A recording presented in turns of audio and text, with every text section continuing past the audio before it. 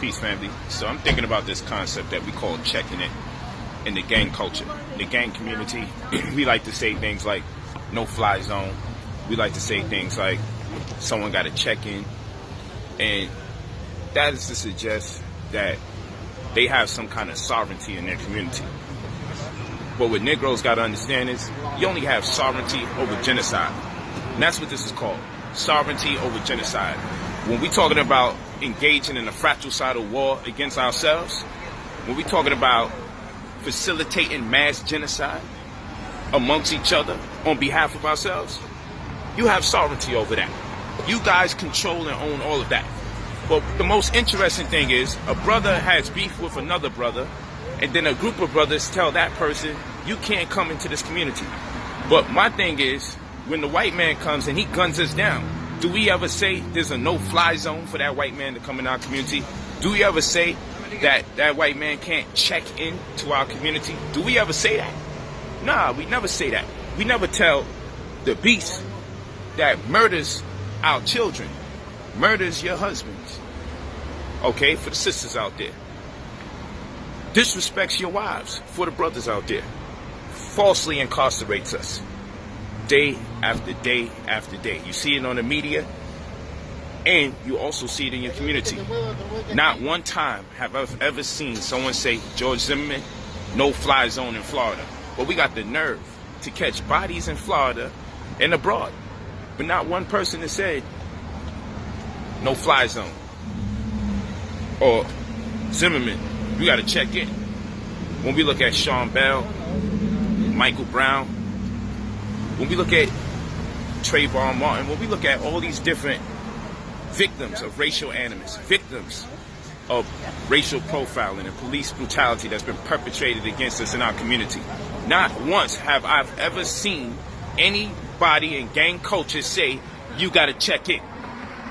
This is a no-fly zone. I've never heard it. So we have a lot of challenges on Instagram, but I really want to put a no-fly zone challenge to the gangsters out there. I want you to create a no-fly zone for the fucking police that be coming here killing our community. That's what I want. I want to see one of you have the heart. Because it ain't banging no more of you killing black people, because it's clear black people kill black people. We could do that all day. Because black people will kill black people because they know the consequence is lesser, because no one don't care about us like that. That's what we come to terms with. I'm telling you, the only reason our brothers is killing themselves in this capacity is because they feel they get less time, or there'll be less research or less investigation towards the murder.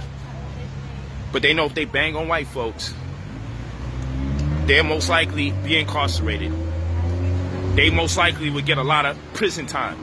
So it's actually cowardice for black people to tell other black people they have a no-fly zone. You can't come in my community. You get mad if you want, gangbanger, because you pride yourself in saying that you gangster. But there's nothing gangster about pretending to have sovereignty in a community where you don't own the block. You don't own a damn building in the zip code where you telling somebody they can't come through in your community. It's not your community. It's a black community populated by, it's a white community populated by black people. It's not your community. You don't own the block, you don't own the schools, you don't administer a curriculum, you don't own the hospitals, so let's stop it. Let's stop playing pretend. You're not the landlord, you're paying the rent. And while you're paying the rent in a community that you're telling other people they got to check in with you before they can come in and out, no, you got to check in with your landlord to pay your rent. That's what you got to do. You got to check in with your landlord to make sure you don't get evicted. So we got to start keeping it real here, and we got to really talk to our young brothers and sisters, because gangster is owning your own property. Gangster is having that damn deed in your possession, where you can actually say someone committed a trespass. But gangster is not about pretending to be a homeowner. Because when you say someone can't check in, or someone got to check in, or there's a no-fly zone, you're pretending to be a homeowner. You're pretending to own the land. You don't make the laws. You don't issue the rent. You probably don't even pay enough bills yourself with all this pretending. So let's stop pretending, family. Let's keep it real. You know, I'm out here on the engagement, but it just came to mind. I said, man, we got to talk to our people, man. But we got to stop playing pretend. Because all these senseless killings taking place in our community, somebody really need to G-check the homies, man. When I'm talking G-check, G should stand for genetics.